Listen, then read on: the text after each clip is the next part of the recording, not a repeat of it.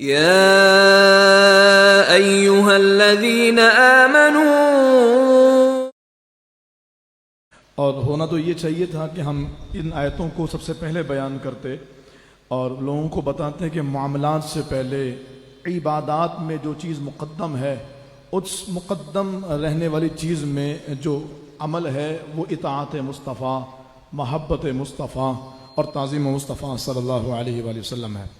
چنانچہ خود قرآن کریم اس بات کو بیان کرتا ہے، اللہ فرماتا ہے لِتُؤْمِنُوا بِاللَّهِ وَرَسُولِهِ وَتُعَزِّرُوهُ وَتُوَقِّرُوهُ وَتُسَبِّحُوهُ بُكْرَةً وَأَصِيلًا۔ اللہ فرماتا ہے کہ ایمان لانے کے بعد، اللہ اور اس کے رسول پر ایمان لانے کے بعد سب سے پہلا عمل جو ہے وہ یہ کہ ایمان والوں سے اللہ یہ چاہتا ہے کہ وہ اس کے محبوب کی تعظیم و توقیر کرے۔ نمازوں سے پہلے، زکوٰۃ سے پہلے، حج سے پہلے، عبادات سے پہلے اللہ فرماتا ہے کہ وہ ایمان لانے کے بعد محو خدا امام الانبیاء صلی اللہ علیہ وآلہ وسلم کی تعظیم کریں، اور یہی اصل ایمان ہے۔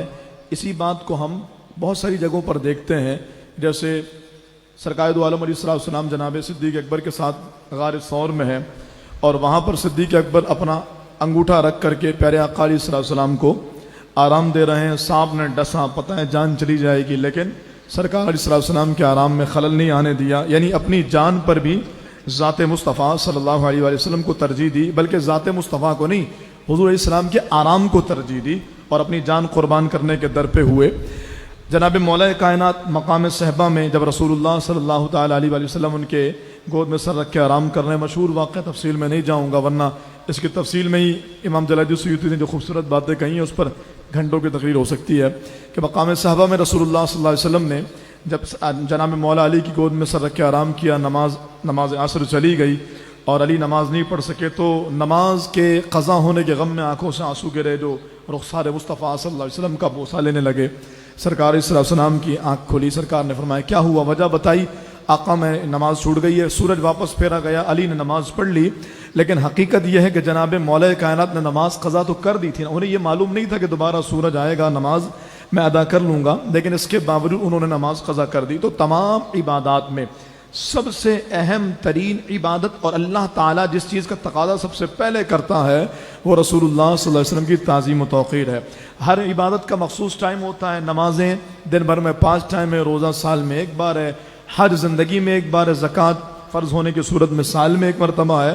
اس طرح ہر عبادت کا ایک ٹائم پیریڈ ہوتا ہے، مخصوص وقت میں، مخصوص اوقات میں یہ سلسلہ ہوتا ہے۔ لیکن ایک عمل ایسا ہے جو ایمان لانے کے بعد ہر وقت ضروری ہے، وہی رسول اللہ صلی اللہ علیہ وسلم سے محبت، وہ حضور کی تعظیم و توقیر۔ تو اسی تعظیم و توقیر کے سلسلے میں اللہ رب العالمین فرماتا اے ایمان والو، اللہ اور اس کے رسول صلی اللہ تعالیٰ علیہ وآلہ وسلم کی بارگاہ میں حاضر ہو جاؤ جب وہ تمہیں اس چیز کے لیے بلائیں جو تمہیں زندگی دیتی ہے۔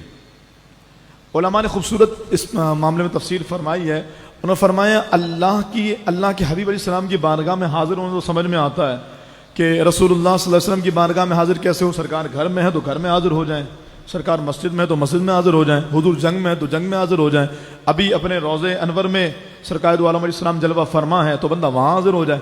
اور پیارے محبوب صلی اللہ علیہ وآلہ وسلم کے روضہ انور کے بارے میں اس بات پر اجماع ہے امت کا کہ آقا دو عالم علیہ السلام آج بھی اپنے روضہ انور میں ایسے موجود ہیں جیسے اپنی ظاہری حیات میں موجود ہیں۔ فرمایا کہ امام مالک کہتے ہیں کہ جب تم حضور کی بارگاہ میں جاؤ، یعنی مدینے جاؤ نا، تو کوئی کہے کہاں گئے تھے، انہوں نے کہا حضور سے ملنے گئے تھے، کیونکہ وہ جو امتی بارگاہ مصطفیٰ میں جاتا ہے گویا وہ حضور سے ملاقات کرنے جاتا ہے۔ تو ایسا میں یہاں پر ضمناً یہ بات عرض کر دوں کہ ایسا نہیں ہے، اللہ نہ کرے کہ ہم نے جو یہ گفتگو کی کہ 20 حج کرنے والے 21واں حج کرنے جا رہے ہیں اور انہیں غریبوں کا خیال نہیں ہے، وہ حضور کی بارگاہ میں جانے والے پڑوسیوں کا خیال نہیں کرتے۔ ایسا ہرگز نہیں ہے کہ ہم معاذ اللہ کسی کو حرمین سے دور کر رہے ہیں یا حضور سے دور کر رہے ہیں۔ ہم اللہ کرے آپ سب اس جملے پر آپ سب آمین کہیے گا، اللہ کرے حضور کی بارگاہ سے اگر 1 انچ بھی ہٹے نا، اللہ اس سے پہلے ایمان پر موت دے دے۔ ہم تو حضور کی محبت کے بغیر ہم ہیں ہی کیا، اور ہماری اوقات کیا اور ہماری حیثیت کیا ہے، اور کون نہیں چاہتا حضور کی بارگاہ میں جانا، کون نہیں چاہتا بار بار جانا۔ لیکن میرا دل اس بات پر خوف زدہ ہوتا ہے اگر کوئی مجھے یہ کہے تم مدینے میں جا کر کے رہ جاؤ، تو پھر میں اس کو قبول نہیں کروں گا۔ اس لیے نہیں کہ مدینہ جانا نہیں چاہتا، بار بار جانا چاہتا ہے، کون نہیں جانا چاہتا، کس کا دل نہیں تڑپتا، اس لیے کہ میری اوقات نہیں کہ میں وہاں جا کر کے رہوں۔ بزرگوں نے لکھا ہے مدینے میں کون رہے، فرمایا وہ رہے جو ہر بار حضور کی بارگاہ میں ایسے حاضری دے جیسے پہلی بار حاضر ہو رہا ہے، تو پھر مدینے میں رہے۔ جو مدینے میں رہنے کی بات کرے وہ اس وقت رہے جب مدینے میں وہ روزانہ حضور کی بارگاہ میں حاضری دے۔ میں نے وہاں کچھ لوگوں کو دیکھا ہے، میں وہاں کی غیبت نہیں کر رہا، میں با اعتبار مجموع بات کر رہا ہوں، کچھ لوگوں کو دیکھا ہے مدینے کی گلیوں میں وہ گانے لگا کے گھوم رہے ہوتے ہیں۔ ایک صاحب سے میری ملاقات ہوئی، میں نے کہا بارگاہ مصطفیٰ آپ بڑے خوش نصیب ہیں یار، حضور کی بارگاہ میں آپ حاضر ہوتے ہوں گے، روزانہ سلام پیش کرتے ہوں گے، اور ہوتا بھی ہے آپ عشاء کے بعد چلے جائیں تو صحن حرم بھرا ہوتا ہے، لوگوں نے جگہ مختص کر رکھی ہیں، فلاں جگہ پر ملوں گا، فلاں گیٹ پہ ملوں گا، وہ گنبد خزنہ کے دائیں جانب ملوں گا۔ میں نے کہا بڑے خوش نصیب ہیں، بال بچوں کو لے کے حضور کے قدموں میں بیٹھے ہوتے ہیں اور رات کا ایک حصہ وہاں گزار، بلکہ کھانا بھی حضور کی بارگاہ میں کھاتے ہیں۔ کہا کھانا کہاں کھاتے رات کا؟ کہا حضور کے ساتھ کھاتے ہیں۔ تو یہ ان کا اپنا مزاج ہے اور مدینے والوں کا اپنا عشق ہے، اللہ ہمیں بھی ان کی جیسی محبت عطا فرمائے۔ لیکن جن صاحب سے میں نے پوچھا، انہوں نے کہا حضرت کام ایسا ہے، میرا ذمہ داری ایسی ہے، کئی دن ہو جاتے ہیں، کئی ہفتے گزر جاتے ہیں، میں حاضری نہیں پاتا۔ تو پھر یہ تو یقیناً وہ محبت رسول اور تعظیم رسول کے منافی ہے۔ بہرحال میں یہ عرض کر رہا تھا کہ اگر کوئی یہ کہے کہ جی اللہ نے فرمایا کہ محبوب خدا جب بلائے اور اللہ جب بلائے تو حاضر ہو جاؤ، چلے محبوب خدا جب اپنی حیات طیبہ میں بلائے تو جہاں حضور ہوں وہاں چلے جاؤں، اور جب رسول اللہ صلی اللہ علیہ وسلم آج اپنے مزار پر انوار میں موجود ہیں، ہمارا عقیدہ یہی ہے نا، حاضر و ناظر ہونے کے حوالے سے بھی ہمارا عقیدہ یہی ہے کہ حضور علیہ السلام اپنے روضہ انور میں موجود ہیں اور وہاں سے رہ کر پورے عالم کو ملاحظہ کر رہے ہیں۔ پھر کبھی انشاءاللہ اس پر تفصیلی گفتگو کریں گے۔ ہمارا موقف یہی ہے، وہ جو کہتے ہیں نا کہ سرکار معاذ اللہ کوئی بڑی بے ادبی اور بے باکی لوگوں نے کی ہے اس حاضر ناظر کے مسئلے کو لے کر کے، ہم کہتے ہیں یہ امت میں افتراق کا باعث ہی نہیں ہے۔ ہم رسول اللہ صلی اللہ علیہ وسلم کو مزار پر انوار میں حیات مانتے ہیں، اور حضور فرماتے ہیں میں دنیا کو اور اس میں ہونے والے واقعات کو ایسے دیکھ رہا ہوں جیسے اپنی اس ہتھیلی کو دیکھ رہا ہوں، جیسے میری ہتھیلی کے لیے میں حاضر و ناظر، ایسے ہی حضور کائنات میں حاضر و ناظر۔ یہ ہمارا عقیدہ ہے، جب چاہیں جہاں چاہیں تشریف لے جا سکتے ہیں اور اپنے روضہ انور میں رہ کر کل عالم کو ملاحظہ کر رہے ہیں۔ تو میں یہ کہہ رہا ہوں قرآن نے کہا محبوب کی بارگاہ میں آ جاؤ، تو چلے ہم چلے جاتے ہیں حضور کی بارگاہ میں۔ اللہ آپ سب کو جانا نصیب کرے اور بار بار سعادت نصیب کرے، اور اللہ پاک اس بات کی توفیق دے کہ ہم اپنے پڑوسیوں کا بھی خیال کریں اور مسلمان بھائیوں کا بھی خیال کریں۔ ایسا نہ ہو کہ جیسے بھائی نے کہا تھا کہ میرے قرضے اس کے اوپر چڑھے ہوئے، وہ قرضہ ادا نہیں کر رہا کہ میں زکوٰۃ بھی ادا کروں، اور وہ لوگوں میں راشن بانٹ رہا ہے۔ ایک نے کہا کہ وہ مدینے چلا گیا، لوگوں کا قرض دبا کے مدینے جانا، حضور نے تو اس کی نماز جنازہ نہیں پڑھی بھائی۔ ایک مرتبہ رسول اللہ صلی اللہ علیہ وسلم کی بارگاہ میں ایک جنازہ آیا، حضور نے فرمایا میں جنازہ نہیں پڑھوں گا۔ عرض کی کیوں؟ محبوب فرمایا جو قرض لے کر کے مر جائے اور میں اس کے جنازہ نہیں پڑھتا۔ وہ کسی نے کہا نا کہ ایک ہندو بنیا ہندوؤں کو قرضہ نہیں دیتا تھا، مسلمانوں کو دے دیتا تھا، تو ہندو ناراض ہوئے اس سے کہ تو مسلمانوں کو دے دیتا ہے جو غیر مذہب والے ہیں اور تو اپنوں کو نہیں دیتا۔ تو کہا اپنے قرضہ ہڑپ کر سکتے ہیں، لیکن میں نے سنا ان کے نبی نے اس کا جنازہ بھی نہیں پڑھایا جو قرضہ لے کے مر گیا۔ تو مسلمان مرنے سے پہلے قرضہ ضرور ادا کرتے ہیں۔ اور پھر قرض کی بات آئی تو میں عرض کروں شہید کے سارے گناہ شہید ہونے کی وجہ کر معاف ہو جاتے ہیں سوائے قرض کے۔ شہید کا قرض معاف نہیں ہوتا، اس کو قرض ادا کرنا پڑتا ہے۔ بہرحال یہ تو ضمناً باتیں تھیں۔ میں یہ کہہ رہا ہوں کہ حضور علیہ السلام بلائیں تو ہم حاضر ہو جائیں۔ اللہ فرما جب اللہ بلائے تو حاضر ہو جاؤ، پھر اللہ سے ملنے کہاں جائیں، اللہ سے ملاقات کرنے کہاں جائیں؟ اچھا پھر دوسرا سوال یہ ہے، قرآن کہتا ہے یا ایھا الذین آمنوا استجیبوا للہ وللرسول اذا دعاکم، یہ دعا واحد کا صیغہ ہے۔ کہ جب اللہ اس کے رسول تمہیں بلائیں، اور دعا واحد کا صیغہ ہے یعنی ایک ذات بلائے، تو یہاں پر ایک ذات کا ذکر، پیچھے دو ذاتوں کا ذکر، پھر حضور کے لیے ملاقات کا اور حضور کی بارگاہ میں جانے کا تو ہمیں پتہ ہے، اللہ کی بارگاہ میں کہاں جائیں؟ تو مفسرین نے اس پر، تمام مفسرین نے لکھا ہے اس سے مراد یہ ہے کہ حضور کی بارگاہ میں جانا یا رب کی بارگاہ میں جانا ہے۔ وہ میرا امام نے کہا نا کعبے کا نام تک نہ لیا طیبہ ہی کہا، پوچھا کسی نے ہم سے جو نہضت کی در کی ہے، کسی نے کہا کہاں جا رہے ہو؟ کہا مدینہ جا رہے ہیں۔ کہا کیوں مکہ نہیں جاؤ گے؟ کہا وہاں بھی جانا، مکہ ہی جانا ہے، مکے بھی جائیں گے، لیکن مدینہ شریف جانے کا لوگوں کے سامنے ذکر کیا۔ تو فرمایا کہ اللہ کے محبوب کی بارگاہ میں جانا گویا رب کی بارگاہ میں جانا۔ اذا اللہ فرماتا ہے لو انہم ظلموا انفسہم جاؤکا، مجرم بلائے آئے ہیں، جاؤکا ہے گواہ، پھر رد ہوں کب یہ شان کریموں کے در کی ہے۔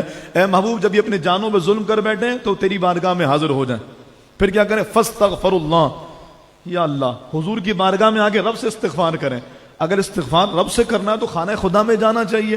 پھر یہ حضور کی بارگاہ میں کہا، سنو آگے جملہ کیا، فاستغفر اللہ واستغفر لهم الرسول، اور پیارے تم بھی ان کی سفارش کر دو، ہاں یا اللہ یہ میرا ہے گناہگار لیکن ہے، فاستغفر اللہ واستغفر لهم الرسول لوجدوا اللہ توابا رحیما۔ سورہ نصر اٹھائیے، اللہ فرماتا ہے فسبح بحمد ربک واستغفر انہ کان توابا, اللہ بہت زیادہ توبہ قبول کرنے والا ہے. یعنی اللہ توبہ قبول فرماتا ہے. لیکن اگر تم حضور کی بارگاہ میں جاؤ اور حضور سے سفارش کرتے پھر کیا ہوگا؟ لوجد اللہ توابا رحیما, اللہ پھر توبہ قبول کرنے والا بھی ہے اور رحم فرمانے والا بھی ہے. یعنی محبوب کی سفارش تمہیں دو دو برکتیں دلا دے گی. تو میں یہ کہہ رہا تھا کہ مفسرین فرماتے ہیں کہ پھر دونوں بارگاہوں میں حاضر ہونے کا مطلب یہ ہے کہ حضور کی بارگاہ میں حاضر ہو جائے. اور اللہ تعالیٰ نے, یعنی میرے سامنے اتنی آیتیں ہیں کہ شاید میں اگر اس کو ترتیب وائز پڑھوں تو آدھا گھنٹہ تو کم از کم ان آیتوں کو اور اس کا ترجمہ پڑھنے میں لگ جائے گا, جو قرآن میں آیا کہ جس میں اللہ تعالیٰ نے اپنی اطاعت کو رسول کی اطاعت کہا, اپنے کام رسول کے کاموں کو اپنا کام کہا, رسول کی بات کو اپنی بات کہی. چند آیتیں ملاحظہ کیجیے. اللہ فرماتا من یطیع الرسول فقد اطاع اللہ, جس نے رسول اللہ کی اطاعت کی صلی اللہ علیہ وآلہ وسلم, جس نے رسول اللہ صلی اللہ علیہ وسلم کی اطاعت کی اس نے اللہ کی اطاعت کی. من یعص اللہ ورسولہ, جس نے اللہ اور اس کے رسول کی نافرمانی کی. وَيَتَعَدَّ حُدُودَهُ, اور اللہ کی حد کو توڑا. کا نافرمانی دونوں کی ہے اور حد اللہ کی. فرمایا رسول اللہ کی نافرمانی یہ بھی اللہ کے حدود کو توڑنا ہے. رسول اللہ کی نافرمانی یہ بھی اللہ تعالیٰ کے بیان کردہ احکامات کی پامالی ہے. اللہ فرماتا ذَلِكَ بِأَنَّهُمْ شَاقُّوا اللَّهَ وَرَسُولَهُ, یہ عذاب اس لیے ہوا کہ انہوں نے اللہ اور اس کے رسول کی مخالفت کی. وَمَن يُشَاقِقِ اللَّهَ وَرَسُولَهُ فَإِنَّ اللَّهَ شَدِيدُ الْعِقَابِ, اور فرمایا جو اللہ اور اس کے رسول کی مخالفت کرے تو بے شک اللہ تعالیٰ سخت سزا دینے والا ہے. کر اللہ کی نافرمانی کہاں ہوئی تھی؟ وہاں تو رسول کی مخالفت ہوئی تھی. کہاں وہاں رسول کی مخالفت کو اللہ نے اپنی مخالفت قرار دیا. فَإِن لَّمْ تَفْعَلُوا فَأْذَنُوا بِحَرْبٍ مِّنَ اللَّهِ وَرَسُولِهِ, اگر تم ایسا نہ کرو یعنی سود نہ چھوڑو تو اللہ فرماتا ہے پھر تم اللہ سے بھی اعلان جنگ کرتے ہو, رسول سے بھی اعلان جنگ کرتے ہو. اللہ سے جنگ یہ رسول سے جنگ, رسول سے جنگ یہ اللہ سے جنگ. اذا قیل لهم تعالوا الى ما انزل اللہ, جب ان سے کہا جاتا ہے اس چیز کی طرف آ جاؤ جو اللہ نے نازل کی, کیا؟ قرآن. پھر اذا قیل لهم تعالوا الى ما انزل اللہ والى الرسول, اور رسول کی طرف آ جاؤ. اور خوبصورت جملہ آپ توجہ کیجئے گا, یہ مت سمجھیے گا جلدی جلدی بولو, مواد بہت سارا ہے اور وقت ہمارے پاس ختم ہو گیا, رمضان چلا گیا. حضور نے فرمایا اگر میری امت جانتی کہ رمضان کیا ہے تو تمنا کر دی کہ کاش پورا سال رمضان ہوتا. بس صرف 2-3 نشستیں ہیں, پھر کہاں یہ بہاریں ہوں گے. پھر فجر کے بعد قرآن سننے والوں کا جذبہ, تھکے ہارے لوگ نا پوری رات جگے ہوئے ہیں, سحری بھی کی ہے, پیٹ بھرا ہوا, نیند بھی آ رہی ہے. پچھلے دنوں میں نے اپنی پچھلے سب سے آواز سنی, ایک بچہ شاید اپنے والد کو بول رہا تھا کہ مجھے نیند آ رہی ہے, تو انہوں نے اس کو پیار کرتے ہوئے سمجھاتے ہوئے کہا بیٹا نیند اس وقت سب کو آتی ہے لیکن یہاں آنا ہوتا ہے. اس طرح کوئی ان کا انداز تھا. تو الحمدللہ کتنا بڑا فضل ہے نا اللہ تعالیٰ کا کہ آج 28 دن ہو گئے ہم رب کا قرآن سننے بیٹھے ہیں.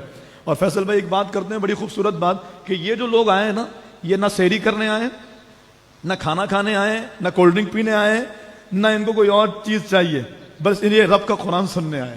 کہتے ہیں نا وہ اللہ کا ذکر روح کی غذا ہے, کہاں ان کو روح کی غذا یہاں مل رہی ہے, لیکن یہ روح کی غذا رمضان کے بعد ختم ہو جائے گی. تو سنیے ذرا جلدی جلدی میں یہ بات مکمل کروں. آیت کتنی خوبصورت ہے.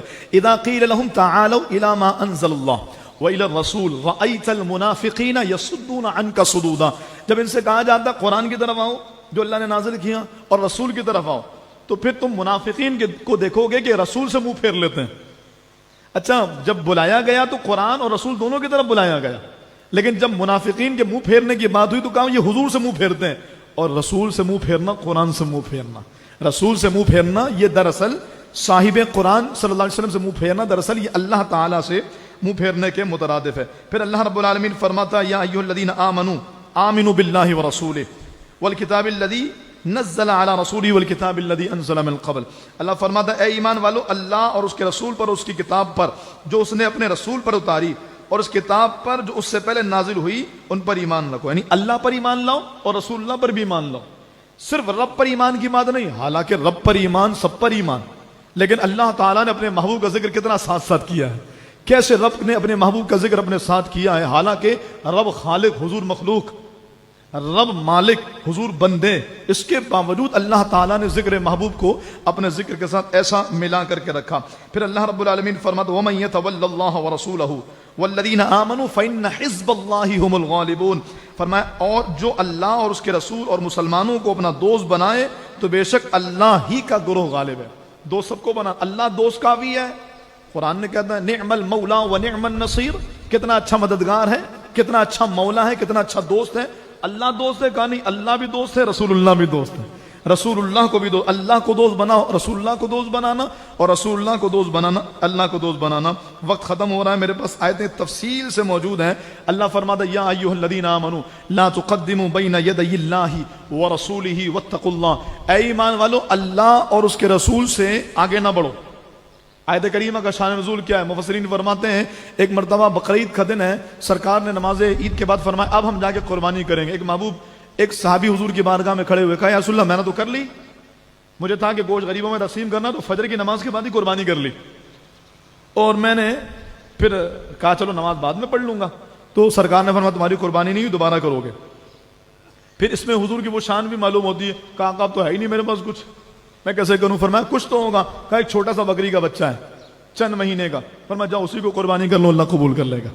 یہ حضور کے اختیارات ہیں، وگرنہ جو بکرا ہے، بکری ہے، اور اس کی جو کیٹیگری کے ہیں وہ کم از کم 1 سال کے ہوں گے۔ 2 دانت کی خیر اس لیے کہ 1 سال سے اوپر میں 2 دانت نکلتے ہیں، تو کم از کم 1 سال کے ہوں گے، لیکن انہوں نے 3-4 مہینے کا بکری کا بچہ قربان کیا، اللہ نے قربانی قبول کی۔ لیکن جو آیت ہے وہ یہ ہے کہ انہوں نے کس پہ پیش قدمی کی تھی؟ حضور سے پہلے قربانی کر لی تھی۔ اللہ تو قربانی نہیں کرتا نا، لیکن انہوں نے حضور سے پہلے قربانی کی۔ قرآن کیا ہے؟ اے ایمان والو اللہ اور اس کے رسول سے آگے نہ بڑھو۔ رسول اللہ سے آگے بڑھنا، رسول اللہ سے پہلے کام کر لینا، یہ اللہ سے آگے بڑھنے کے مترادف ہے۔ اچھا، اس آیت کریمہ کا شان نزول بہت پیارا ہے۔ میرے محبوب صلی اللہ علیہ وآلہ وسلم کے ایک صحابی ہیں، ان کو ابو سعید، سرکار علیہ السلام نے ان کو آواز دی، وہ نماز پڑھ رہے تھے، وہ نہیں آئے، نماز کے بعد حاضر ہوئے، کہا یا رسول اللہ آپ نے بلایا؟ فرمایا میں نے تمہیں بلایا تھا لیکن تم آئے نہیں، دیر سے آ رہے ہو۔ کہا یا رسول اللہ میں نماز پڑھ رہا تھا، قرآن آ گیا یا ایھا الذین آمنوا استجیبوا للہ والرسول، اے ایمان والو جب اللہ اس کے رسول تمہیں بلائے نا فوراً حاضر ہو جاؤ۔ تو نماز کی حالت میں بھی حاضر ہونے کا حکم ہے۔ ایک اور صحابی جناب ابی نماز پڑھ رہے تھے، حضور نے آواز دی، نماز کی حالت میں نہیں آئے، نماز پڑھنے کے بعد آئے، عرض کی یا رسول اللہ میں نماز پڑھ رہا اس لیے نہیں آیا۔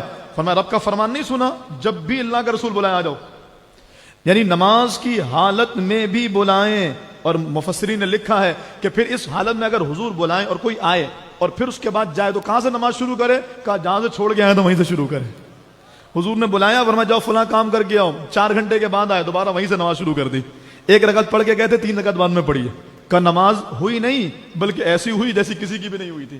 اللہ کا حکم بھی مان رہا ہے، رسول اللہ صلی اللہ علیہ وآلہ وسلم کی اطاعت بھی کر رہا ہے۔ جب صحابہ کرام نے ان آیتوں کو سنا، ان احکامات کو سنا، ان فرامین کو سنا، تو پھر وہ تو جیالے لوگ تھے نا، ان کے جیسا ایمان تو کسی کا ہے نہیں۔ رب نے جبھی تو قرآن نازل کر دیا، ان آمنوا بمثل ما آمنتم به فقد اهتدوا، اگر تم ہدایت پانا چاہتے ہو تمہیں ایمان والا کہہ کے خطاب کیا گیا ہے، لیکن اے ایمان والو سنو، اگر تم ہدایت پانا چاہتے ہو تو تمہارے لیے لازمی تم ایسا ایمان لے کر آؤ جیسے صحابہ ایمان لے کر آئے۔ صحابہ جیسا لے کر آؤ گے تو کامیاب ہوگے، ورنہ کوئی اور دوسرا قابل قبول ہی نہیں ہے۔ وہ جیسے کہتے ہیں نا تھم جس کا میچ کرتا ہے پھر اسی کے لیے دروازہ کھلتا ہے، ورنہ ایسی میچنگ ہونی چاہیے جیسے صحابہ نے کیا ہے، جیسا عمل صحابہ کا تھا اگر ایسا ہی ہوگا تو نجات پاؤ گے، ورنہ نجات کی کوئی صورت نہیں ہو۔ صحابہ نے کیسا کیا؟ اللہ اکبر کبیرہ۔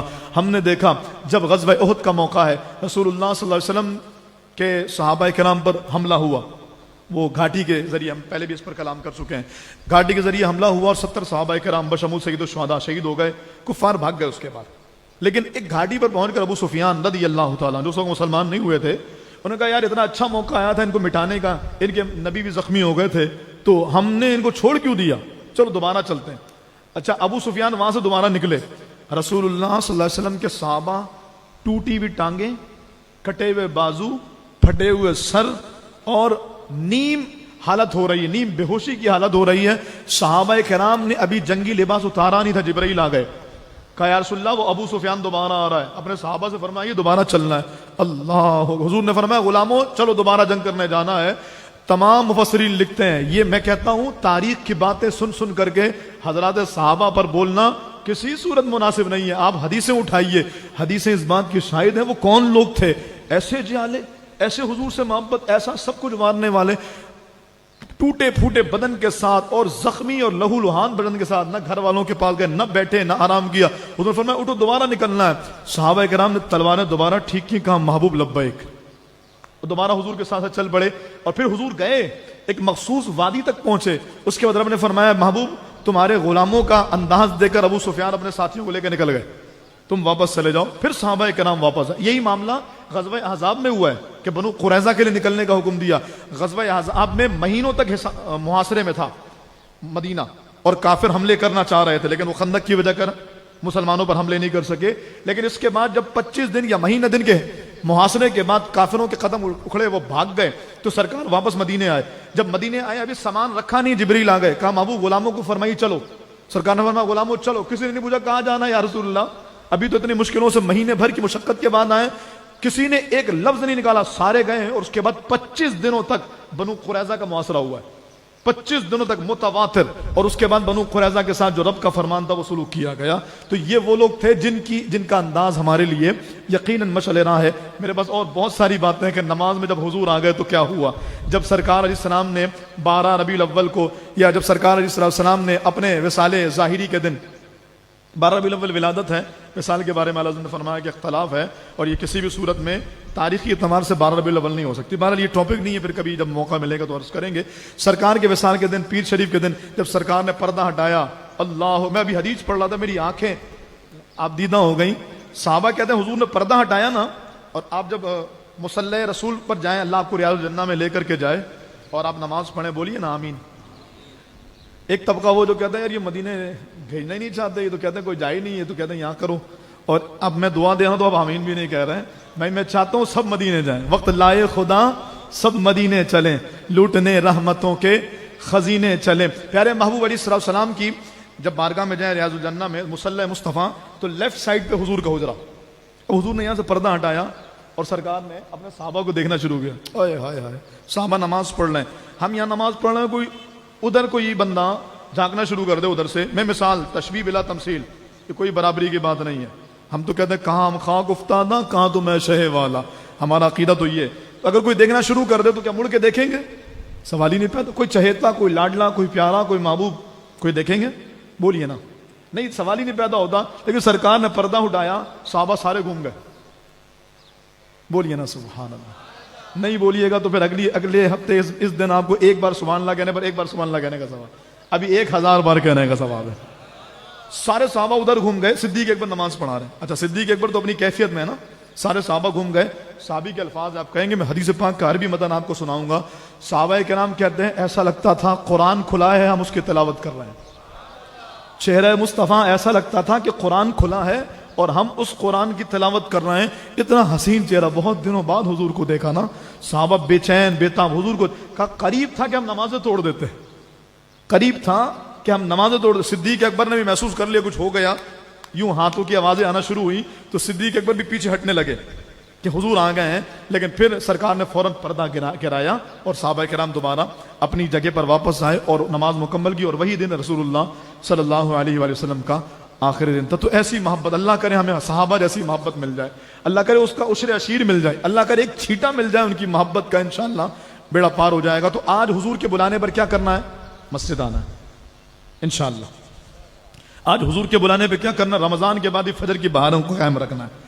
رمضان کے بعد بھی تہجد انشاءاللہ بدستور ہوتی رہے گی.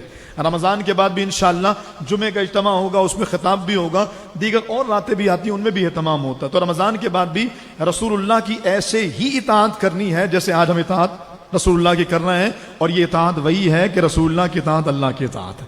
عمل کریں گے انشاءاللہ. اللہ رب العالمین کی بارگاہ میں دعا ہے اللہ پاک زندگی کی آخری سانس تک حضور کا غلام رکھے. جس نے مدینہ نہیں دیکھا اللہ اس کو کم از کم ایک بار تو ضرور دکھا دے. جس نے دیکھا اللہ اس کو بار بار لے کر کے جائے. لیکن پڑوسیوں کی خدمت ضرور کیجئے.